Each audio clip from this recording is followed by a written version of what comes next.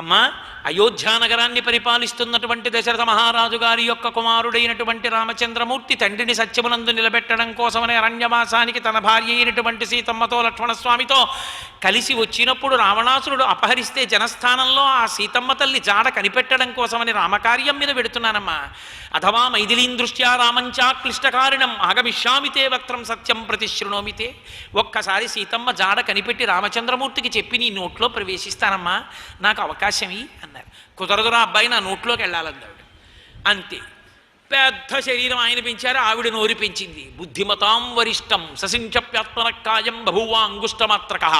బొటన వేలంత అయిపోయారు, లోపలికి వెళ్ళారు, బయటకు వచ్చేశారు.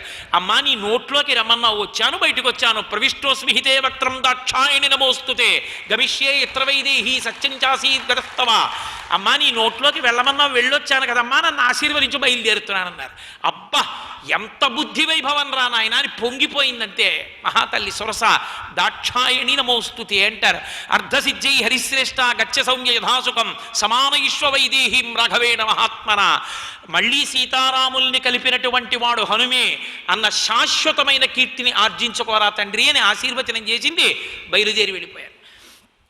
ఎక్కడ ఎప్పుడు ఎంత మాట్లాడాలో, ఎలా మాట్లాడాలో నిజంగా స్వామి హనుమ యొక్క స్థితిని చూసి, ఆయన యొక్క బుద్ధిని చూసి, ఆయన యొక్క మాట వైభవాన్ని చూసి మనం గ్రహించవలసి ఉంటుంది.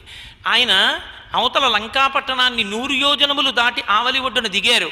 ఆ లంకాపట్టణం అంతా అన్వేషిస్తున్నారు. ఎవరు తోడా? ఎవరైనా గుక్కెడు మంచినీళ్ళు ఇచ్చేవాళ్ళ, పట్టెడు ఆహారం పెట్టేవాళ్ళ? సీతమ్మ తప్ప వేరొక దృష్టి లేదు.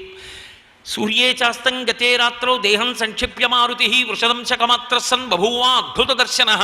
చీకటి పడిపోయిన తర్వాత పిల్లంత శరీరాన్ని పొంది వెతుకుతూనే ఉన్నారు. వెతికారు వెతికారు వెతికారు వెతికారు, ఎక్కడా సీతమ్మ తల్లి జాడ కనపడలేదు. చతురంగుళ మాత్రోపి నావకాశస్య విద్యతే రావణాంతఃపురే తస్మిన్ యంకపిర్న జగాయ సహా. 4 అంగుళాలు విడిచిపెట్టకుండా లంకాపట్టణం అంతా వెతికేశానైనా నాకు సీతమ్మ తల్లి జాడ కనపడలేదు. నా వల్ల ధర్మదోషం ఉందా అనుకున్నారు. అప్పుడు అంటారు, ఆ శ్లోకమే జీవం రామాయణంలో. అందుకు చదువుకుంటారు సుందరకాండ.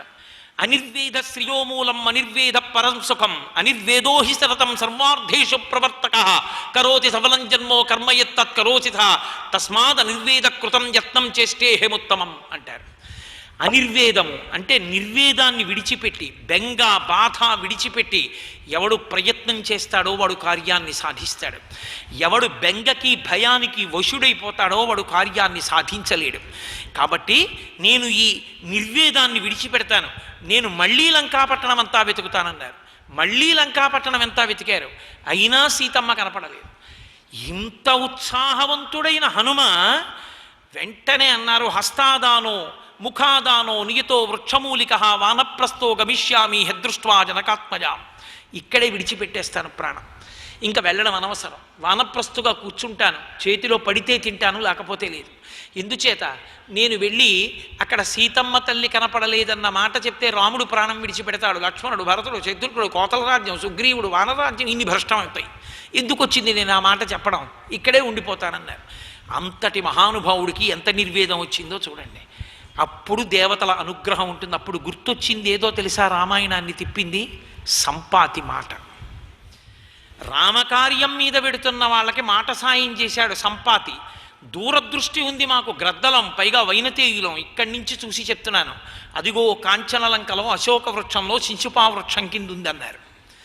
కాబట్టి సంపాతి మాట ఉత్తినే పోవడానికి వీల్లేదు. సంపాతి మాట నిజమనడానికి సాక్ష్యం కాలిపోయిన రెక్కలు మళ్ళీ వచ్చాయి. కాబట్టి ఉంది సీతమ్మ, నేను వెతకాలి. కాబట్టి అసలు చచ్చిపోతానన్న మాట రావడం చాలా దారుణమైన మాట. ఎవడు బ్రతికి ఉంటాడో వాడు సమస్త భద్రం కళ్యాణ పశ్యతి, వాడు అన్ని కళ్యాణములను చూస్తాడు. చచ్చిపోతానన్న మాట అనకూడదు. మళ్ళీ ఉత్సాహం పొందుతాను, మళ్ళీ వెతుకుతానన్నారు. ఈ మాటలన్నీ మానవ జాతికి రత్నాలు. ఈ మాటలే ఎప్పుడెప్పుడు మనం శోకంలో మునిగిపోతామో అప్పుడప్పుడు జ్ఞాపకం తెచ్చుకుని ఉత్సాహం పొందడానికి కారణభూతములు. అందుకే రామాయణం నేల మీద పడి మృత్పిండంగా అంటుకుంటున్న వాడిని కూడా బంతిగా పైకి లేచేటట్టు చెయ్యగలదు. అంత గొప్ప కావ్యం రామాయణం. అంత గొప్ప మాటలు మాట్లాడతారు స్వామి హనుమ. కాబట్టి మళ్ళీ వెతికారు. వెతికి వెతికి వెతికి వెతికి ఆఖరికి ఎలా అయితేనే ఆ శిశుపా వృక్షం మీద కూర్చుని కింద సీతమ్మ తల్లిని చూశారు. తతో మలిన సంవీతాం రక్షసీభిः సమావృతాం ఉపవాసకృశాం దీనాం విశ్వసంతీం పునఃపునః. మలినమైన బట్ట కట్టుకుని భారమైనటువంటి నిట్టూర్పులతో కన్నుల వెంట కారుతున్నటువంటి బాష్పధారలతో రామచంద్రమూర్తి యొక్క ధ్యానమునందు మగ్నమై ఉన్న సీతమ్మని చూసి ఆ సీతమ్మ తల్లి యొక్క వైభవాన్ని, ఆవిడ పాతివ్రత్యాన్ని కీర్తిస్తూ అలాగే కూర్చుని ఉన్నారు. సర్వం శ్రీ ఉమామహేశ్వర పరబ్రహ్మార్పణమస్తు. స్వస్తి.